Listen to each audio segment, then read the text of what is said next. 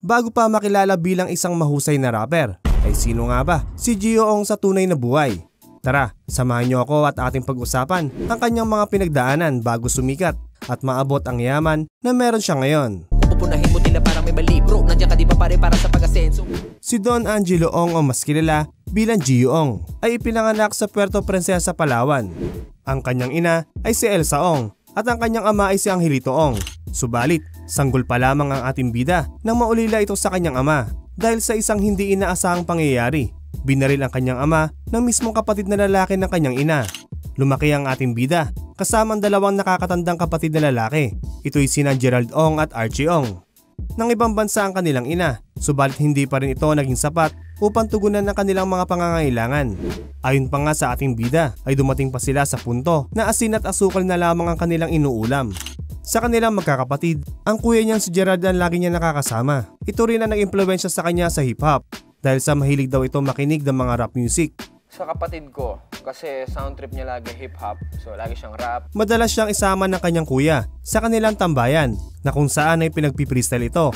Dito na nagumpisang mahasa ang kanyang talento pagdating sa mga impromptu na linya.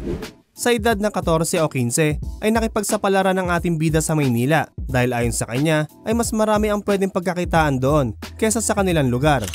Sa Maynila din natuto si Gio na dapat ay aral ang bawat kilos. Binago niya ang kanyang dating kinagawian at nag-focus sa kanyang mga plano.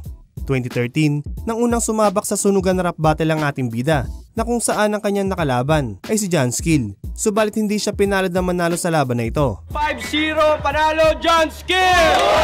2014 naman nang sumalang si Gio sa rap session ng Viva hosted by Pio Balbuena. 2016, nang unang maglabas ng kanta ang ating bida sa kanyang sariling YouTube channel.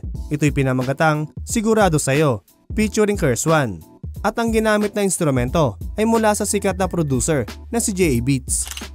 Matapos nito ay sunod-sunod na ang pag-release ng kanta sa kanyang YouTube channel na kung saan hindi lang basta kanta kundi talagang may mensahe na magpapamulat sa mga nakikinig. Ang karaniwang tema ng kanyang mga naisulat na kanta ay tumatalakay ng mga sensitibo at mga kontrobersyal na issue dito sa ating bansa. Isa na dito ay ang kantang Parokyana nang layunin ni Gio ay para gisingin ang mga kabataan lalo na sa mga kababaihan na nilamon na ng social media at nawawalan na ng respeto sa kanilang sarili. Nasundan pa ito ng kantang Peking Kaibigan na kung saan ay marami ang nakarelate dahil sa mga real talk na minsaheng binitawan ng ating bida. Pero ang buhay ay hindi lang puro tagumpay. Sinubok ang ating bida ng isang aksidente sa kanyang paboritong sports na motocross. Hindi naging madali para sa ating bida ang pagbangon dahil sa malubhang pinsalang natamo at ang pinakamalala ay ang naging damage sa kanyang paa. Pero sa tulong ng Panginoon at ng kanyang mga mahal sa buhay ay muli siya nakabangon. Sa ngayon ay nahilig si Gio sa pag-upload ng kanilang mga travel vlogs. Hindi lang tayo mag-i-enjoy sa mga lugar na kanilang pinupuntahan, makakapulot din tayo ng mga nakaka-inspire na salita mula sa ating bida. Medyo nagpahinga man siya sa paggawa ng kanta ay makakaasa naman tayo na muli ito maglalabas ng mga dekalidad na obra. Kayo mga ka-street, anong masasabi nyo sa kwento ng buhay ng ating bida na nagmula sa hirap na ngayon ay tinatamasa na ang yaman na higit pa sa halaga ng pera at ito ay ang kanyang nabuong pamilya.